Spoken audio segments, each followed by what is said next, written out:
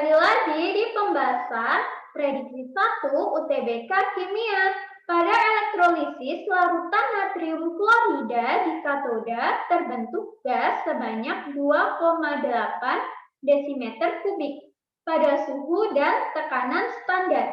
Banyaknya muatan listrik yang mengalir dalam larutan adalah, untuk mengetahui berapakah banyak muatan listrik yang mengalir, langkah pertama kita tuliskan reaksi elektrolisisnya terlebih dahulu.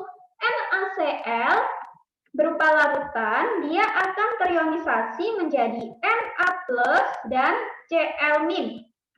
Nah, karena di sini dikatakan di katoda terbentuk gas, maka di sini kita hanya menuliskan reaksi di katoda saja, itu sudah cukup. Nah, yang akan di katoda itu merupakan airnya yang akan tereduksi. Kenapa kok bisa air? Karena Na+ di sini bentuknya larutan. Na itu golongan 1A.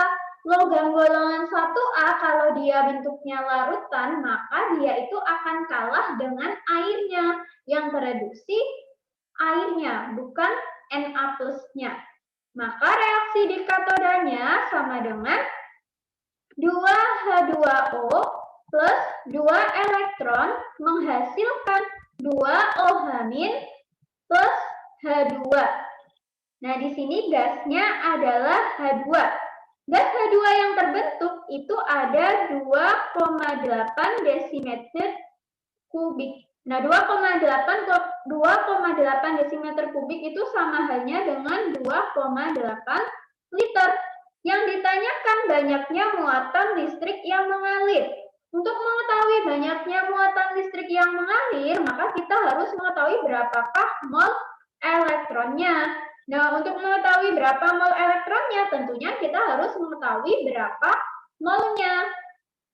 Untuk mengetahui berapa molnya, maka H2 ini kita jadikan mol terlebih dahulu. 2,8 liter dijadikan mol, ini kita bagi dengan 22,4 liter per mol. Kenapa kok dibagi dengan 22,4? Karena di sini dikatakan pada suhu dan tekanan standar. Artinya dia dalam keadaan STP. Kalau dalam keadaan STP, maka untuk mencari mol, volumenya dibagi 22,4 liter per mol.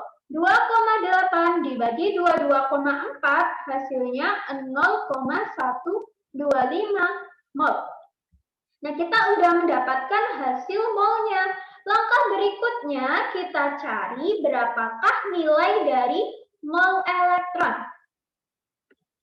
Besarnya mol elektron itu setara dengan 2 molnya. Karena di sini H2, kenapa kok 2 mol dari H2? Karena di sini kan dia melibatkan 2 elektron. Maka mol elektron dari H2 itu akan setara dengan 2 mol dari H2.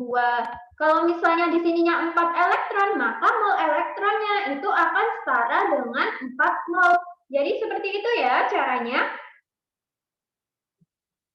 Berarti 2 kita kalikan dengan mol H2. Nah, H2-nya di sini 0,125.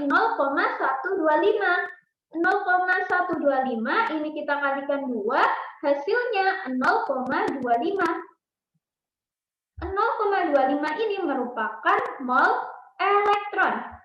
Besarnya mol elektron itu sebanding dengan besarnya Faraday. Berarti 0,25 mol elektron ini akan setara dengan 0,25 farad. Jadi jawabannya yang A. Nah, seperti itu sahabat Remainder cara mengerjakannya. Mudah bukan? Oke, kita lanjut di pembahasan berikutnya. Sampai jumpa.